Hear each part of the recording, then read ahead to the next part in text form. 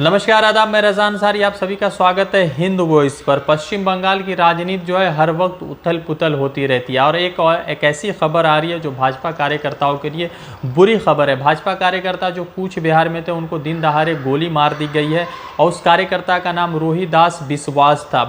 भाजपा के इस कार्यकर्ता को गोली मार देने के बाद भाजपा के जितने भी लीडर उन्होंने टीएमसी के ऊपर इल्ज़ाम लगाया कि टीएमसी के गुंडे ने गोली मारा है। अब आपको बताते हैं कि टीएमसी ने इस जो इल्ज़ाम को सरे से खारिज कर दिया और कहा है कि इस तरह का कोई भी इल्ज़ाम जो है हमारे ऊपर ना लगाया जाए, क्योंकि हमारा कोई भी कार्यकर्ता इन चीज़ों में शामिल नहीं है।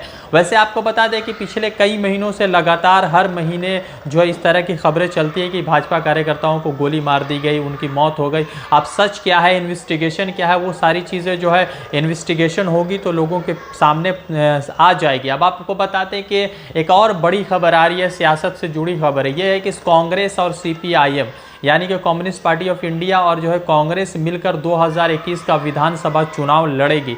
यानी कि टीएमसी के साथ ना जाते हुए कांग्रेस सीपीआईएम जो है 2021 का विधानसभा चुनाव लड़ेगी। इस 2021 के विधानसभा चुनाव को लेकर जो बातें चल रही थी कि क्या गठबंधन होगा नहीं होगा, उस पर पॉलिट ब्यूरो की मीटिंग ने जो है इस बात को मान लिया है कि 2021 के इलेक्शन में जो है कांग्रेस और जो सीपीआईएम है वो गठबंधन करेगी। लेफ्ट की जितनी पार्टियां हैं वो सारी गठबंधन करके विधानसभा का चुनाव बंगाल में 294 सीटों के लिए लड़ेगी।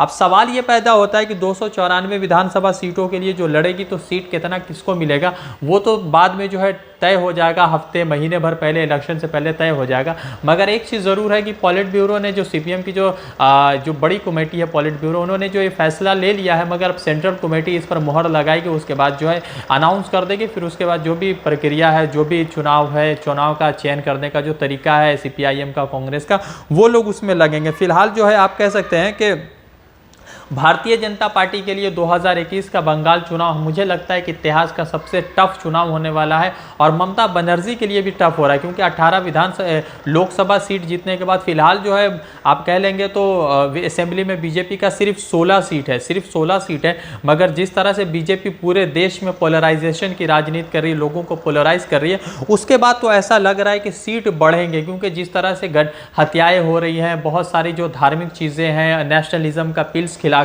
लोगों को जो है वर्गलाने की कोशिश की जा रही है, तो मुझे लगता है कि शायद मतलब के सीट भी बढ़ेंगे। अब आपको बताते हैं कि इंडियन नेशनल कांग्रेस के जो है 24 सीट है, सीपीआईएम के 19 सीट है, सीपीआई के 1 सीट है, आरएसपी के 2 सीट है और एआईएफबी के 2 सीट है। 6 सीट जो है वैकेंट है, यानी कि खाली है। तो अब सवाल ये पैदा होता है कि सीपीआईएम जो है 19 सीट, इंडियन नेशनल कांग्रेस जो है 24 सीट है। ये 19 और 24 के बाद जो है अब कितने सीटों पर इलेक्शन लड़ेगी और दूसरे जो अपोजिशन पार्टियां उनको कितने सीट देंगे, ये कहने वाली बात है। वैसे ममता बनर्जी के लिए 2021 का इलेक्शन बहुत टफ होने वाला है, क्योंकि कांग्रेस और टीएमसी के गठबंधन की बहुत सारी खबरें सोशल मीडिया पर चल रही थी। तो अब जो ये खबर आई है उससे तो यही लग रहा था कि जो खबर पहले चल रही थी वो सारी खबर रूमर्स थी, उसका जो है सच से, हकीकत से कोई वास्ता नहीं था। तो ममता बनर्जी के लिए 2021 का इलेक्शन बहुत अहम होने वाला है, बहुत महत्वपूर्ण होने वाला है और उनके सियासी करियर का मुझे लगता है कि सबसे कठिन समय जो है 2021 का इलेक्शन है, क्योंकि शाह और मोदी की डुओ की जो जोड़ी है वो बंगाल में जो है मुकम्मल तौर पे तैयार है। और आप देखेंगे कि प्रधानमंत्री नरेंद्र मोदी का जो अवतार है वो जो है रविंद्रनाथ टैगोर के अवतार को लेने की कोशिश कर रहे हैं। खैर, रविंद्रनाथ टैगोर का अगर वो अवतार ले भी लेंगे तो रविंद्रनाथ टैगोर की तरह वो महान नहीं बन जाएंगे, क्योंकि ना ही उनके पास गीतांजलि है, ना ही नोबेल प्राइज़ है। मैं रज़ा अंसारी आपको अपडेट कर रहा था, फिर जुड़ूंगा किसी अपडेट के साथ। शुक्रिया।